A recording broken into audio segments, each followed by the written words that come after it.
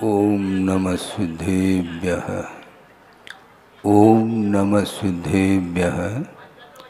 ओम नमः सिद्धेभ्यः। मंगलम भगवान वीरो मंगलम गौतमो वने मंगलम कुंदकुंदाद्यो जैन धर्मोस्तु मंगलम सर्वमंगलमांगल्यम सर्वकल्याणकारकम प्रधानम सर्वधर्माणां जैनम जयतु शासनम। अहिंसा परमो धर्म की महावीर भगवान की प्रातः स्मरणे परम पूजाचार्य गुरुवर श्री विद्यासागर जी मुनि महाराज की जय।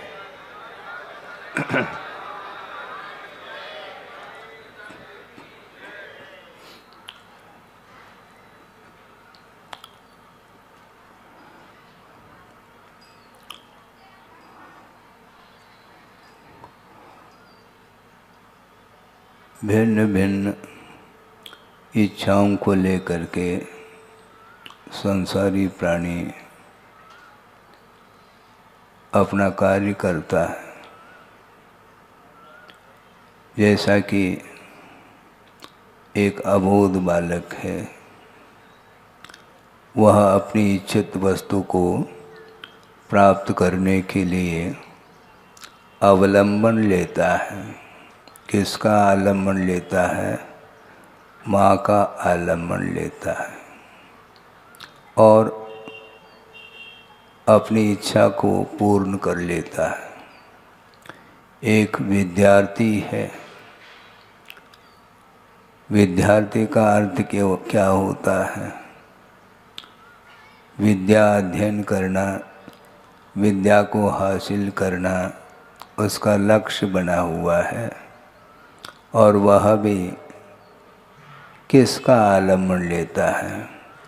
जिनके पास विद्या अर्थात ज्ञान पर्याप्त मात्रा में है, उसका आलम्बन लेकर के वह आगे बढ़ता है उस क्षेत्र में। इसी प्रकार कोई व्यक्ति नदी पार करना चाहता है और तैरना आता नहीं, और वह भी आलम्बन लेता है।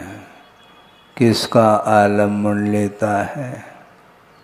जो स्वयं न डूबे और दूसरे को भी न डुबोए, ऐसा जो क्या बोलते हैं इसको, तुम भी बोलते हैं बोलते क्या नहीं?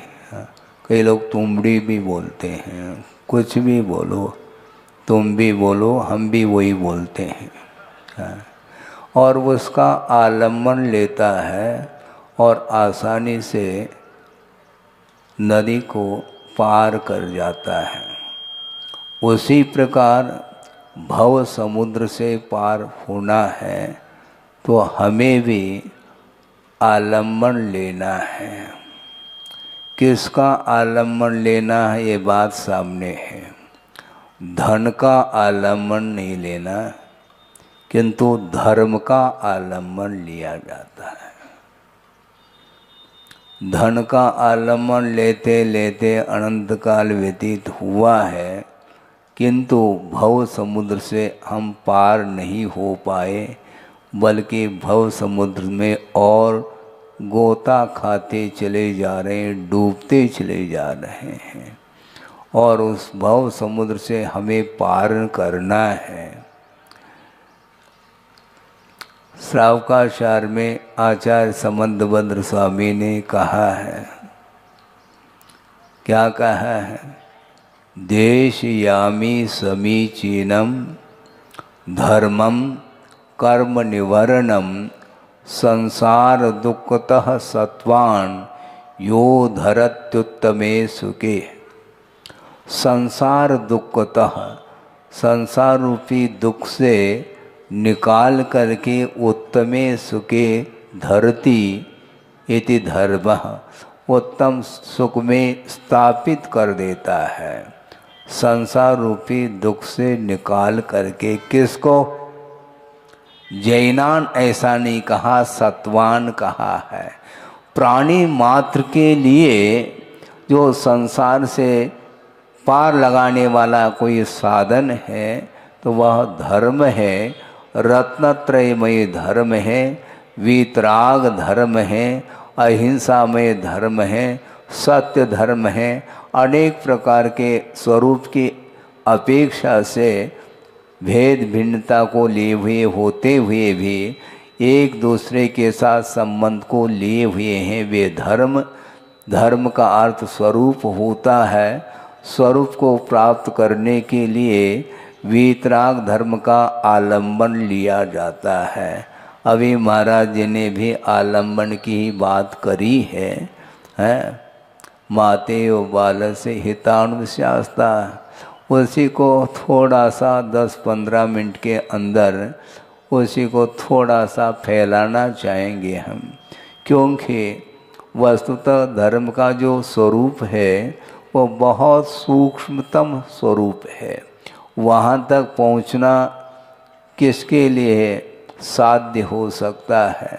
फिर भी स्थूल रूप से हम धर्म का स्वरूप समझने का प्रयास करें तो निश्चित रूप से हम भव समुद्र से पार हो सकते हैं। भव समुद्र से पार होने की रुचि, इच्छा जिसके अंदर बलवती है वही व्यक्ति धर्म का आलंबन ले सकता है, लेता है। किंतु जिसकी रुचि संसार में रह करके ही इंद्रिय सुख का अनुभव करना ही जिसका स्वभाव जैसा बन गया है, उसके लिए धर्म कुछ भी काम नहीं कर सकता। क्योंकि साधन को अपनाया जाता है, किंतु साधन को अपनाते हुए भी लक्ष्य बहुत बड़ी चीज़ है। गुरुदेव ने कई बार उनके मुख से हमने सुना है, इसलिए आपके सामने भी कुछ उनके द्वारा बताया हुआ जो विषय है वो आपके सामने रखना चाहते हैं।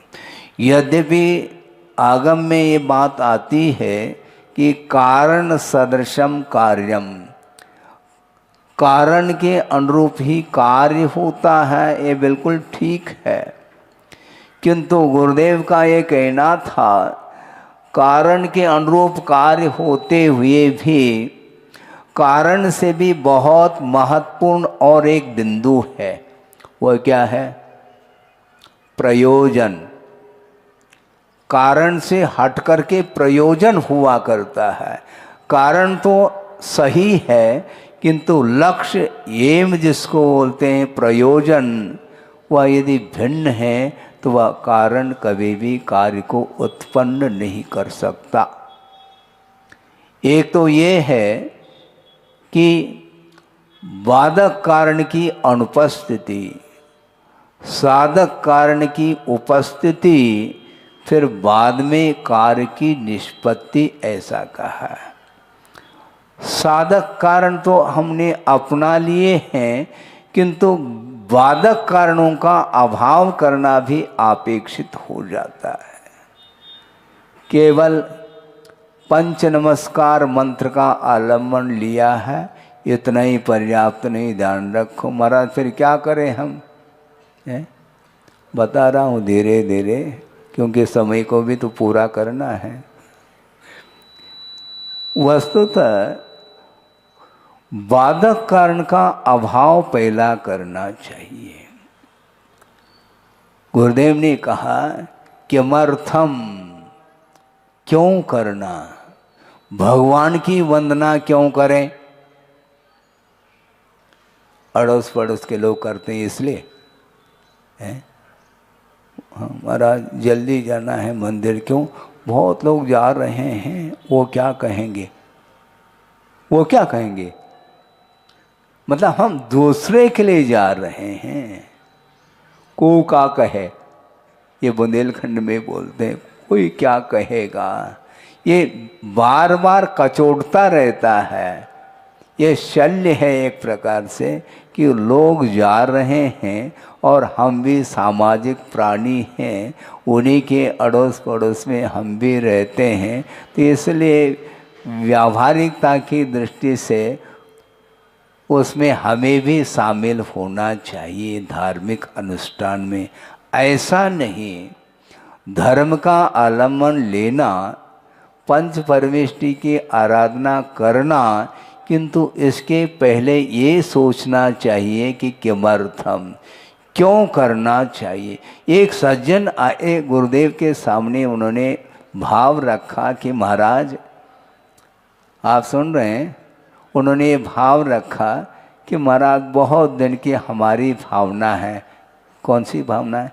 मैं महाराज स्वाध्याय करना चाहता हूँ और कहाँ से प्रारंभ करूँ। बहुत अच्छी बात है, लेकिन ये कभी सोचा है तुमने क्या महाराज स्वाध्याय क्यों किया जाता है? स्वाध्याय करना हमारे लिए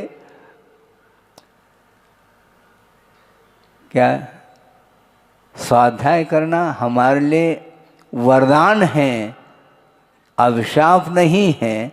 किंतु स्वाध्याय क्यों करना यह प्रश्न है। प्रयोजन जब तक हमारा ठीक नहीं रहेगा तब तक वो सारे साधन, वो कारण कार्य को उत्पन्न करने में समर्थ नहीं हो सकते हैं। भोजन करना है, क्यों क्यों क्या मतलब है? भोजन करना है, अरे भोजन करना है तो करते रहो, फिर क्यों करना है? पेट भरा हुआ है मान लो किसी का, और उसके सामने यदि मान लो परोस दे तो वो कहता है कि भैया पेट में एक ग्रास के लिए भी जगह नहीं है, तुम समझो बात को। नहीं नहीं, मैं बैठा हूँ, मेरे साथ थोड़ा सा क्या आपको खिलाना ही है तो अभी मत खिलाओ, अंतों में रखो, अंतों के लिए रखो, ऐसा बोलते हैं। इसका अर्थ आपके पेट में जगह नहीं है। यदि भूख है, प्यास है, तो भोजन करना और जलपान करना यह सार्थक शुद्ध होता है।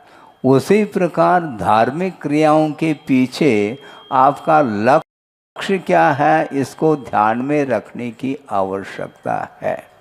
और कई बार यह प्रसंग गुरुदेव ने दिया है, इसलिए उसी को हम प्रसंग बना करके थोड़ा सा विषय आपके सामने रखना चाहते हैं। वो कौन सा प्रसंग है? रावण का प्रसंग आपके सामने रखा जा रहा है।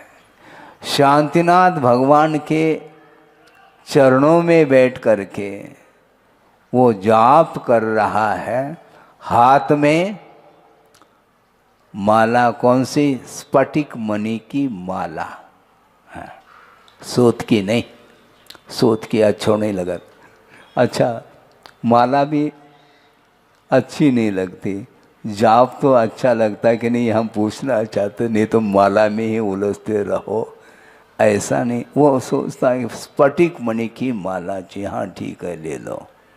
और स्फटिक मणि की माला वह शांतिनाथाय नमः, शांतिनाथाय नमः, शांतिनाथाय नमः, इस प्रकार वह एकाग्र चित्त हो करके मंत्र का जाप कर रहा है।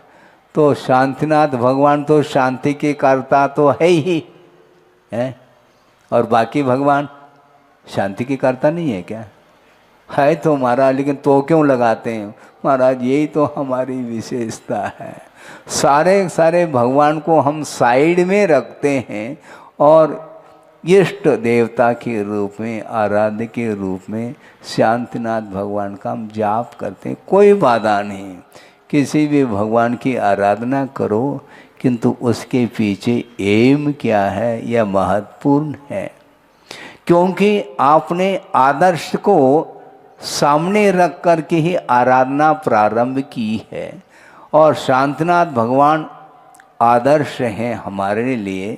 किंतु आचार्य कहते हैं भगवान तो हमारे लिए आदर्श हैं, किंतु हमारा जो उद्देश्य है वह भी आदर्शमय होना चाहिए।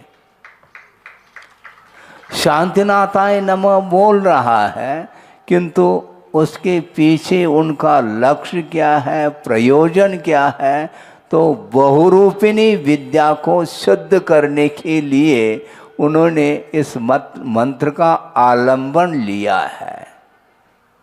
अब समस्या खड़ी हो गई,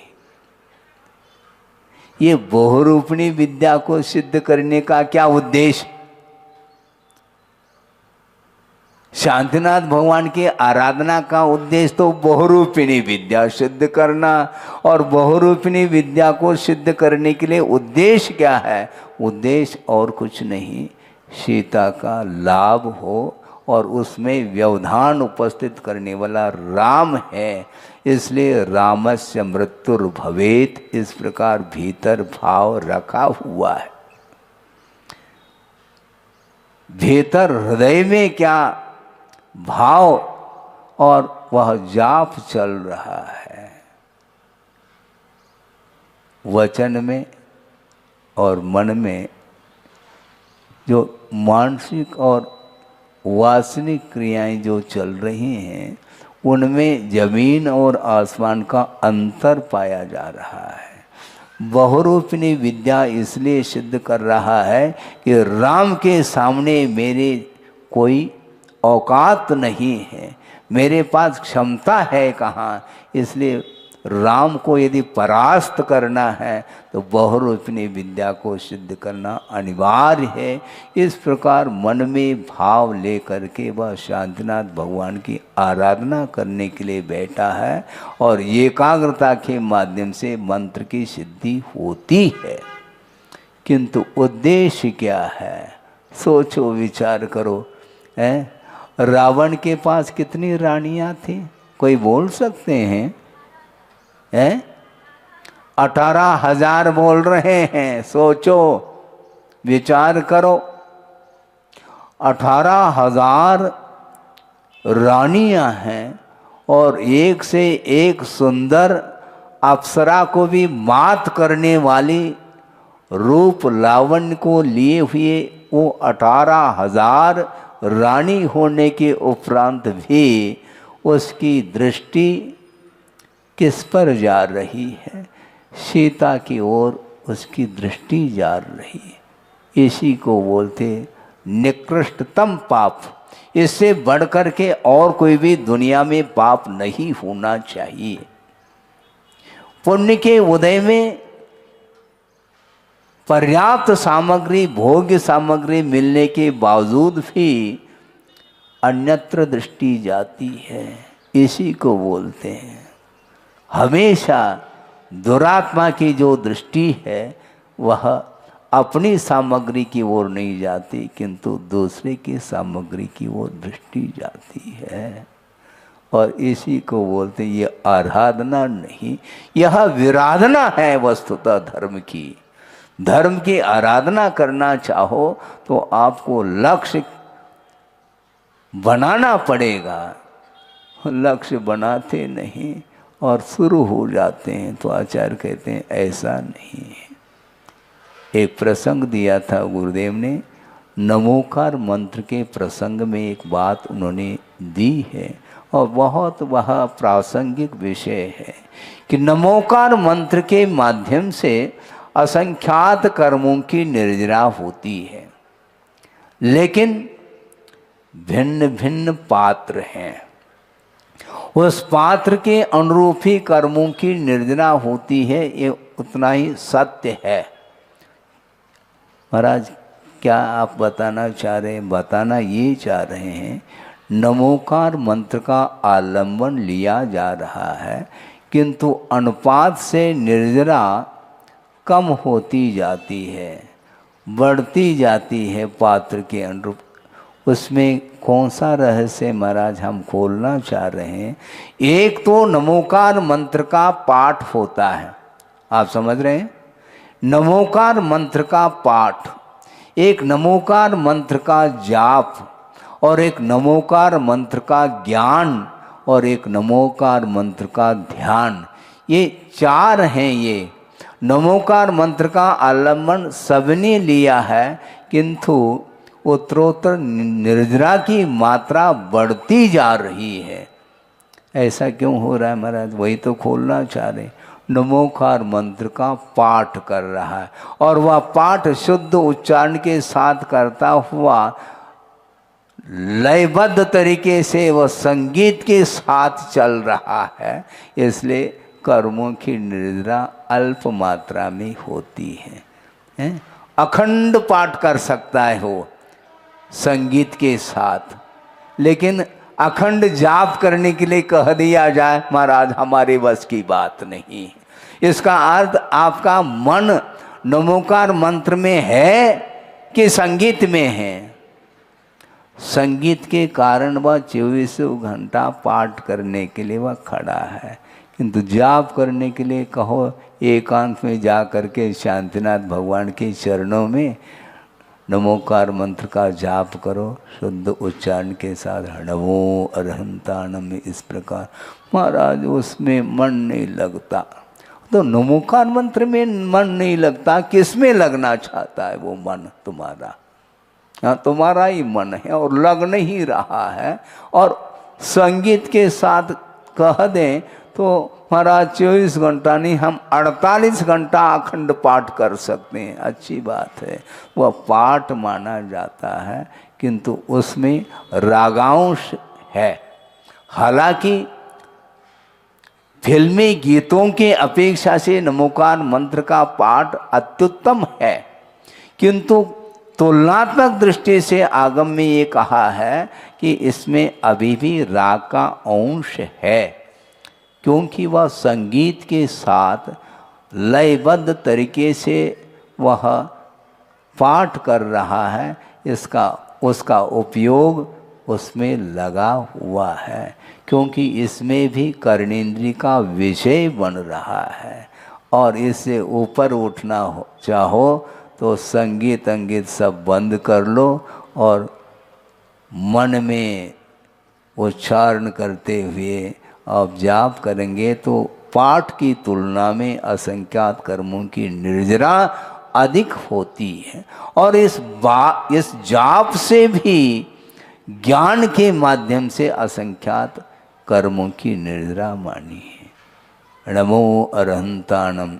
अब तत्काल नमो सिद्धानम की ओर नहीं जाना, अरहंत परमेष्टि के विषय में सर्वांगीण ज्ञान उसमें उसका उपयोग लगा हुआ है। अरहंत परमेष्टि का स्वरूप क्या है, उनके कितने गुण होते हैं, कितने कर्मों का उन्होंने क्षय किया है, आदि आदि कर्म सिद्धांत को सामने रखता हुआ वह उसमें लीन हो जाता है। तो कौन क्या कर रहा है ये सब भूल जाएगा वो है। और इसके उपरांत नमोकार मंत्र का ध्यान, मात्र उसमें उपयोग को टिकाए रखना, एकाग्र चिंता निरोधो ध्यानम ऐसा कहा। वह ज्ञान ही ध्यान का रूप ले लेता है। क्यों? जिस प्रकार परिस्पंदन से रहित अग्निशिखा होती है, उसी प्रकार अपरिस्पंद जो ज्ञान की परिणति है उसका नाम ही ध्यान कहा है। और आज क्या हो रहा है, ध्यान की केंद्र खुल रहे हैं। अच्छा, केंद्र खुल रहे हैं। आपका केंद्र बिंदु क्या है, हम पूछना चाहते हैं। ध्यान करने के लिए केंद्र खोलने की क्या आवश्यकता है? आचार्यों का ये कहना है किसी भी वस्तु को ध्यान का विषय बनाया जा सकता है, इसमें कोई बाधा नहीं, किंतु शर्त यह है कि वह वीतरागो भवेत योगी यत् किंचित अपि चिंतयेत। किसी का भी चिंतन मनन करें, किंतु शर्त कंडीशन ये है कि उसको वीतरागी होना चाहिए।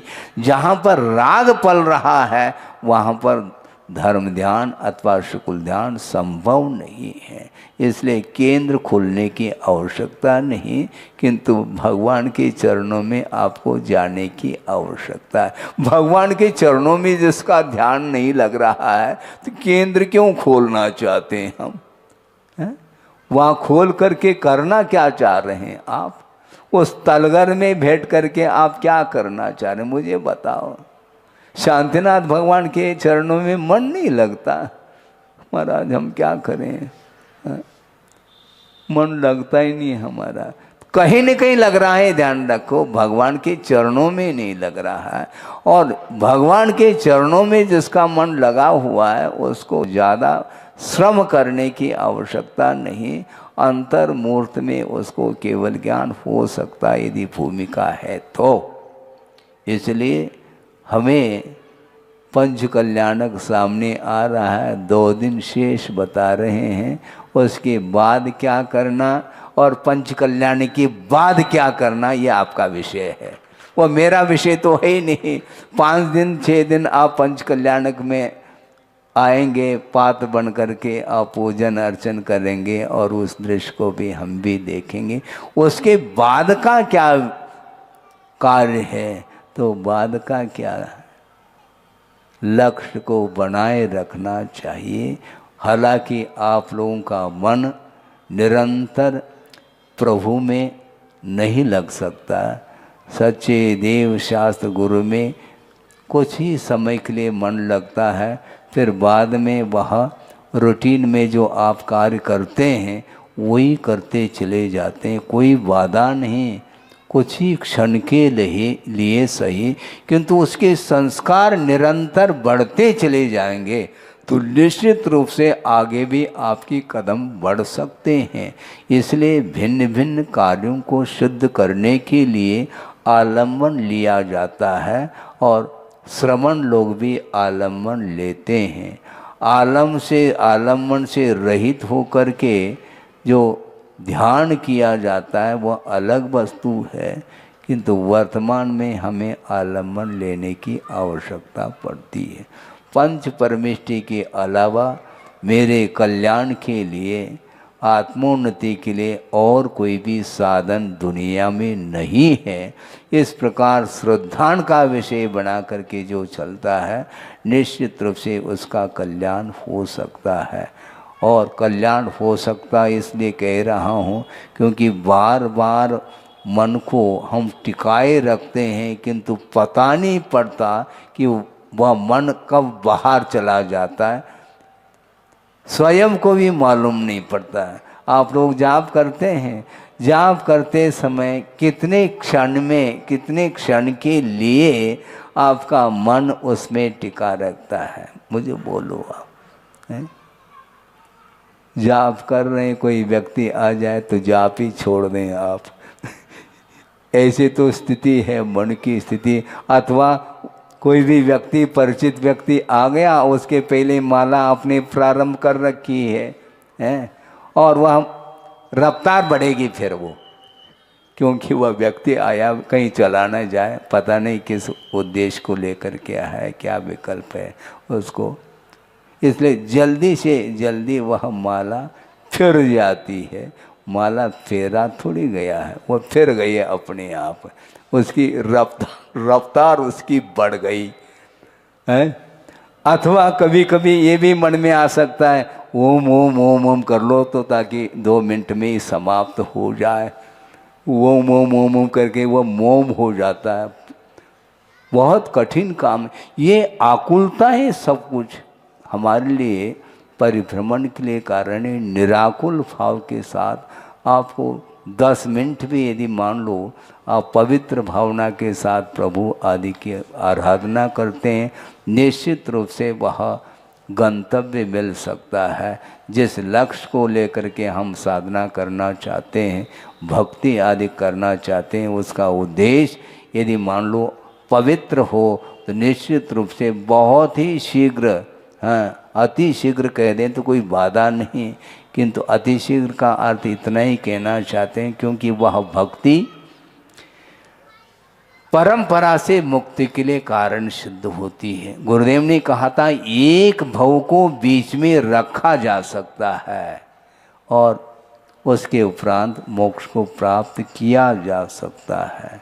आज भी निर्दोष रत्नत्रय की आराधना करने वाले जो श्रवण होते हैं, उस आराधना के माध्यम से लौकांतिक आदि पद को प्राप्त करके वहाँ से च्युत होकर के पुनः यहाँ पर रत्नत्रय की उपासना करते हुए निर्वाण को प्राप्त कर सकते हैं, करते हैं। इस प्रकार उद्देश्य आप भी यदि पवित्र रखेंगे तो उद्देश्य के अनुरूप हमारा कार्य संपादित हो सकता है। हो इस पवित्र भावना के साथ अहिंसा परमो धर्म की जय। बोधि समाधि परिणाम शुद्धि स्वात्मोपलब्धि शिव शोक सिद्धि चिंतामणिम चिंतित वस्तुदाने त्वा मंद मानस्य ममास्तु देवी। परम पूज्य आचार्य गुरुवर श्री विद्यासागर जी महाराज की जय।